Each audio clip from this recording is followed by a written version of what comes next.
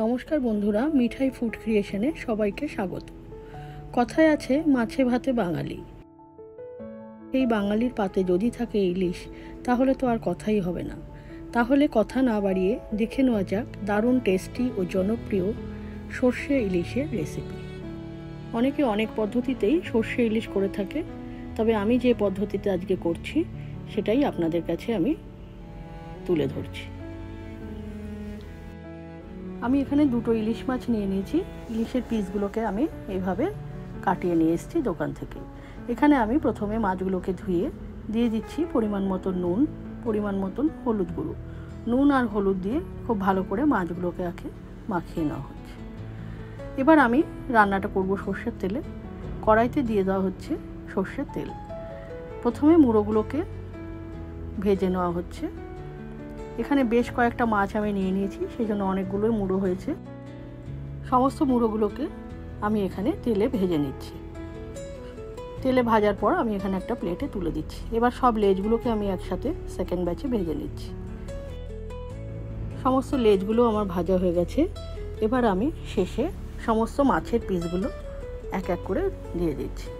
সব মাছের পিসগুলো আমি খুব বেশি ভাজবো না, হালকা ভাজবো, এপিট ওপিট করে ভেজেই আমি তুলে দিচ্ছি। সমস্ত মাছগুলো আমার ভাজা হয়ে গেছে। মাছগুলোকে আমি এই একই প্লেটে তুলে দিলাম। এইভাবে যতগুলো মাছ আছে সমস্ত আমি দুটো ভাগে ভাগ করে ভেজে নিচ্ছি। সমস্ত মাছগুলো আমার ভাজা হয়ে গেছে, দেখুন সবই একটা প্লেটে উঠে গেছে। এবার রান্নাটি করার জন্য একটা মশলা করব। মিক্সার গ্রাইন্ডারে আমি দিয়ে দিচ্ছি বেশ কিছু কাঁচা লঙ্কা, কিছুটা শুকনো লঙ্কা, বেশ কিছুটা পরিমাণ সর্ষে, কালো সর্ষে, দিয়ে দিচ্ছি হলুদ সর্ষে, দিয়ে দিচ্ছি পোস্ত। সমস্ত মশলাটা আপনারা আপনাদের মাছ অনুসারে বুঝে নেবেন। দিয়ে দিলাম বেশ কিছুটা পরিমাণ টুকরো করে রাখা নারকেল আর জল। এই দিয়ে আমি একটা সুন্দর মসৃণ পেস্ট তৈরি করে নিয়েছি। এবারে মাছ ভাজা তেলে আমি দিয়ে দিচ্ছি এখানে 1 চামচের মতন কালো জিরে আর বেশ কিছুটা পরিমাণ শুকনো লঙ্কা।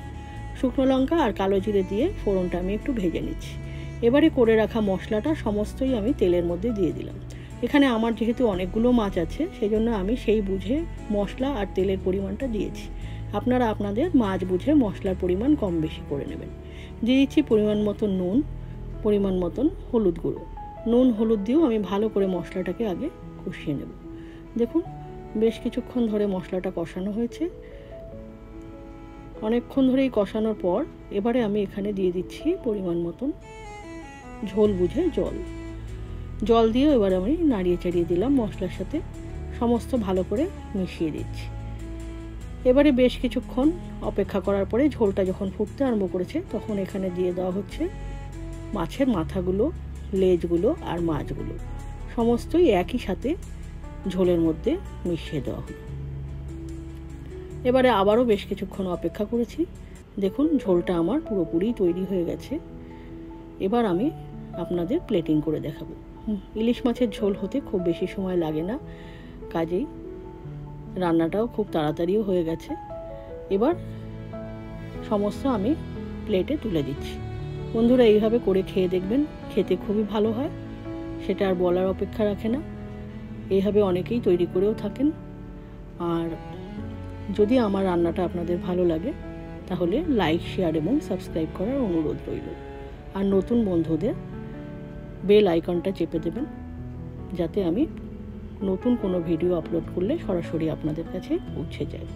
তাহলে আজ এই পর্যন্ত, আবার অন্য কোনো ভিডিওতে দেখা হবে। নমস্কার।